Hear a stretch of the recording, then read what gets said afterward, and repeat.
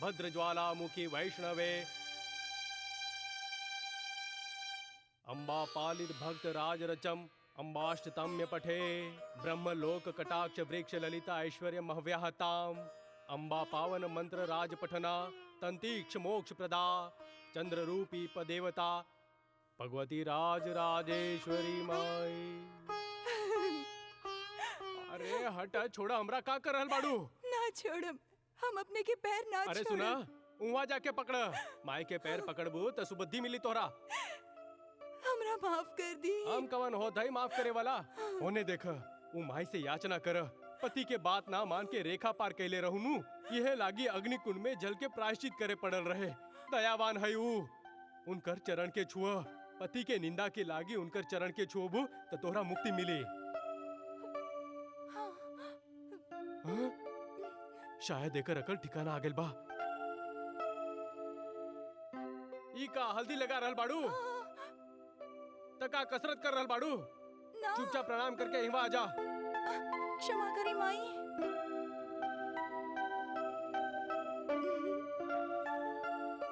अकल ठिकाने आ गई? हाँ। तो चलो हमार चोटी बांध। अब आगे से अपने की बात जरूर सुनब। साच कहत बाड़ू तू? हाँ सच। तो फैन सुना, सीधे घर जाके देवी के पैर पड़। ठीक बा। हे माई, ई जन्म में ये हमार बात सुनी ये हमरा आशा ना रहे। अपने के लीला अपरंपार बा माई। देवी देवी देवी, हमरा से गलती हो गई। हमरा से गलती हो गई। तोहर शक्ति से अनजान रही। हम और माई ने तोहरा बहुत कष्ट देनी। देवी देवी, हमरा क्षमा कर दी। हमरा क्षमा कर दी देवी। अच्छा सोचा, अच्छा बात करा, अच्छा ही होखी। देवी देवी, हाँ देवी, हमरा क्षमा कर दी। माई, अब हम बोल सकत पानी बेटी, हम बोल सकत पानी। रंगा रंगा। देवी, सब लोग तोहरा देवी के रूप में देखेला, तब फिर हमार बेटा के तू भयानक काहे दिखत बाड़ू? बगल में आग छुपाइले बाड़ा तो डर त लागी ही। व्यक्ति के मन में अगर विष भरल होखे तो हर तरफ ओकरा भय ही नजर आई। बनशंकरी रथ उत्सव में देवी के ले जाते समय वापस आवे वक्त का होखल? का होखल रहे? बोलत काहे नहीं खा? बोला! अगर तू गलती कैले बाड़ा तो ओकरा प्रायश्चित तोहरा करे के ही होखी। बोला बेटा, बोला। देवी के आगे कुछ मत छिपावा। भैया, तोहरा लगी हमनी के कितना दुख सहनी तू अच्छा तरह जानत बाड़। बार बार उहे काहे दोहरावत चाहत बाड़? का होकल रहे भैया, बतावा ना। का होखल? ई जान के तू का करबू? देवी, उ जे भी गलती कैले होखे, कृपा करके ओकरा क्षमा कर दा। गलती के पश्चाताप करके शरणागत होवे वाला के क्षमा मिलेला। इनका एगो आखिरी मौका दे रहल बानी। हमार गांव के बनशंकरी मंदिर के पूर्व दिशा में नदी के तट पर एगो आश्रम बा। उहाँ एक सन्यासिनी लोक कल्याण के लागी तपस्या कर रहल बाड़ी। उहाँ जाके ओकरा साच साच बता के पश्चाताप करला। अच्छा मनुष्य बन के जिया। ना देवी, अपना पास ही रखी।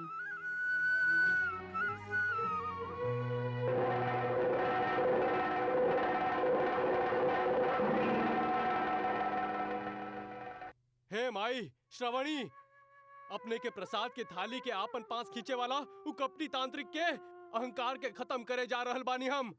ओकर घमंड के चूर चूर करके, ओकर ललाट पर विभूति लगा के, ओकर हाथ में जे तंत्र मंत्र डंडा बा ओकरा फेंक के ओकरा सबक सिखाएम। हमरा शक्ति द माई, हमरा शक्ति द, हमरा अपन आशीर्वाद द माई। माई बनशंकरी, हमरा आशीर्वाद द।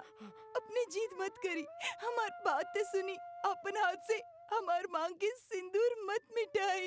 ए, जा जा, माई के बात के ठुकरा के हम तो हर बात मानम। उ लोकेश्वरी के माथा पर रोज हल्दी कुमकुम लगाइला हम। सुना, तोहार हल्दी कुमकुम के लागी देवी माई ही जिम्मेदार बाड़ी, जान लो। जरा रुकी रुकी रुकी।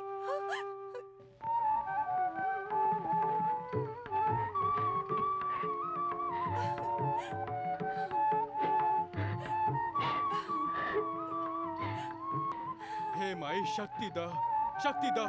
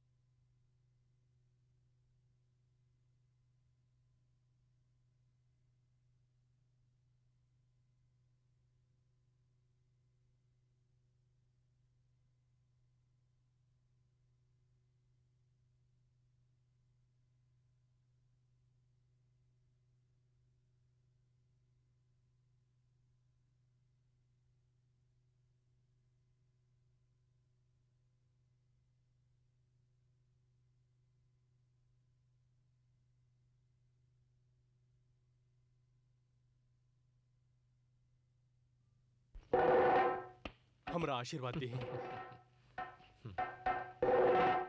आशीर्वाद दी।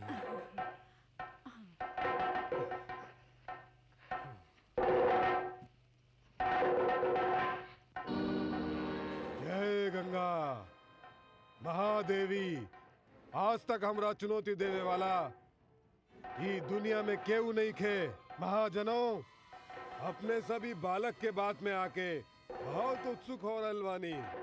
अगर अपने सब हंसते खेलते अपन घर जाइल चाहत हई ता ई काली देवी मंदिर के पुजारी के हमार पैर में पड़ के गिड़गिड़ा कर माफी मांगे के लागी मजबूर करी, वरना अपने के समक्ष यहाँ पर खून के उल्टी करके मर के नरक जाते तू लोग अपन आँख से देख के रोते हुए जाइबा। और का ए, बेकार बैठल कुंभकर्ण, रणभूमि में आके संधि की बात करत बाड़ा। हिम्मत बात कुछ करके दिखावा ना, वरना हमरा साथ आके मंदिर के सफाई करो। जय गंगा। हमार परम शिष्य जी गुरुजी। हमार चुनौती के एकरा समझावा। ठीक बा, पहले तू इस सामने रखल बड़ा कद्दू के उठा के जमीन पर पटक के देखावा। जय गंगा। एकरा बाद चुनौती इन नींबू के निचोड़ बा। जय गंगा। तीसरा और आखिरी चुनौती मूर्ति के उठा के सर पर रखे के होखी। जय गंगा, जय गंगा, जय गंगा। अगर ये तीनों चुनौती जीत गई त हम हार जाए। ना ना ना, हमार गुरुजी हार जाए। ए बस करा, बहुत बोल चुकला। अब सुना घमंडी, अगर हम ऊ मूर्ति के उठा के नाचे लगनी ता तू जब तक ले जीवित बाड़ा हमार गांव के बनशंकरी मंदिर में पुजारी बन के निस्वार्थ सेवा करबा। ये बात याद बानू? हाँ याद बा। उठावा, उठावा, पहले उठावा।